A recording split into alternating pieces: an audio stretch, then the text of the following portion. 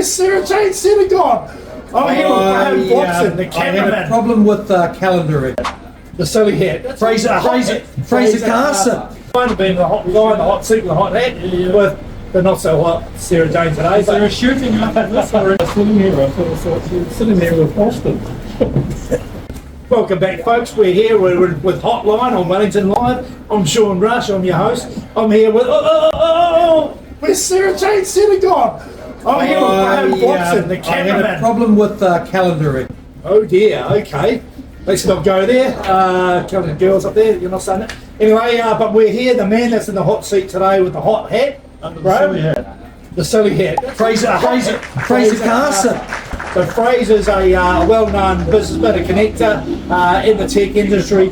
You're part of the Tech Valley thing. Do you want to tell us a bit about that? Well, going back years ago, I went to the Hutt City Council and said that they needed to think about economic development, and they told me that that's not what they did. How many years? That was 1994. Okay, yeah. So do they put some systems in place that have facilitated the sort of things that have now sprung up?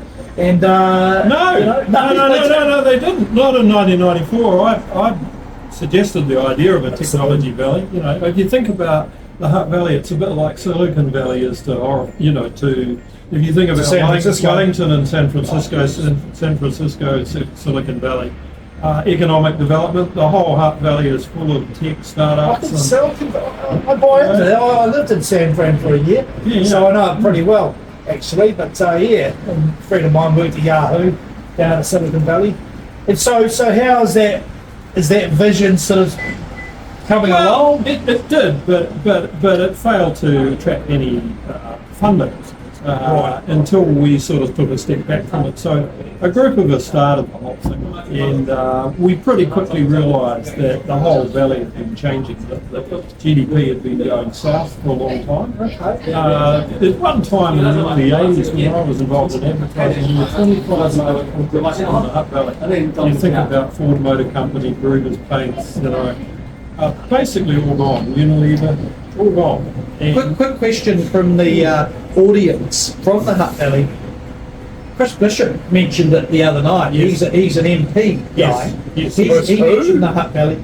He also, it was mentioned to me that there's some startup biotech companies out there that are selling grams of tissue for hundreds of millions of dollars. Right. Well, these are what we call sparks in the dark. A lot of these.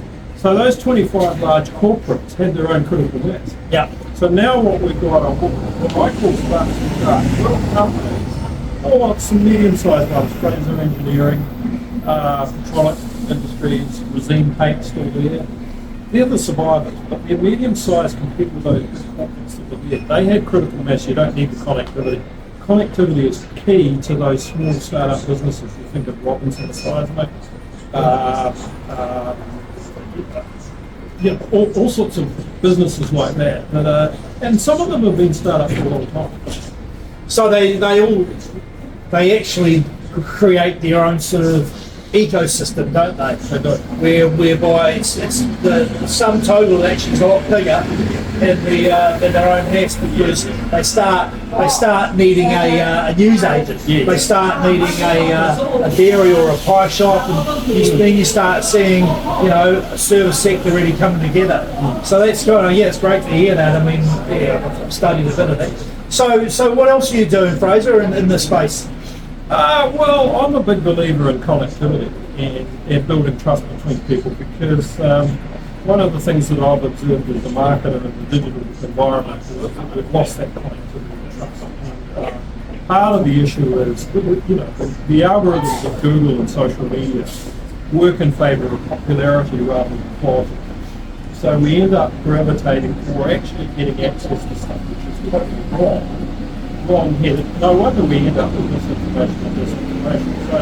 So what we've been working on are ways of digitally sharing more trustworthy information. Wow, so quick question, sorry Sean. When you talk about connectivity, this is a beauty. When you talk about connectivity, do you talk about Facebook? No. But yes. Social media. You sure you're not a politician? Well, the thing is that people are actually starting to realise that the algorithms, what I call digital sugar, right? We love it. We consume a lot of it, and it's popular. We like it. So it's based on the idea that if millions and millions of people are doing it, it must be right. Yeah. Of course, that's not right. Not necessarily the truth. Yep. So Gwyneth Paltrow's Goop website, which is full of health information, which is crap, a lot of it, is really popular. So a lot of people go there for their health information. Of course, she says she's a movie star. Yeah. She'll know everything she needs to know about health. I'm sure. Have you got a crush on Gwyneth? Oh, who hasn't been? A quick question. And from the Gimli says, I love the followers. miners. Yeah. Although you have a wonderful partner, Sheridan Bruce, did you have a crush on Gwyneth? No, I didn't. Although, wasn't she in Sliding Doors? I quite like that movie. Too old ago. Quick couple of questions. What's your favourite restaurant? Gee, that's a bloody hard question. I quite like Hippopotamus, actually, because I went there the other day. It's closed down. Chris Parkin and Hasn't it closed down? No. No, it's in the It is closing down, Fraser, unfortunately. What's your... Tulsi closed down. Ramsey. But it was never my favourite restaurant. And where did you get your jeans? Some obscure shop in Hunterville, I think. Hunterville. Well, I think it was probably when I ran out of bed for one day. Oh my God, Here's the time. So what do you do when you've got time on your hands to buy a pair of jeans in Hunterville? Well, I mean, if you're born and bred in Otaki, right? It's got great outlet shops there. It's a great place to run That's out enough of Otaki. Insulting the born in Otaki, but it's true. The edge of Wellington's border, apparently. Yeah, well, it's a lovely town. I mean, Mum and Dad are there, so I'm a bit biased. Otaki sees itself on the fringe because it's the northern extreme end of the company. So it's a bit of an outlier. So it's a good little town. Good. One of my good friends grew up there. So we're going to wrap it up there. So thanks, Fraser. Thanks so much for coming on Hotline and Hotline, being the hotline, the hot seat, the hot hat with the not so hot Sarah Jane today. They're shooting up this Anyway, thanks very much, Fraser. Cheers. Thank you. A shooting. Well, I thought of the hat. You know, when I saw you guys sitting here, I sort of thought you were sitting there with Boston.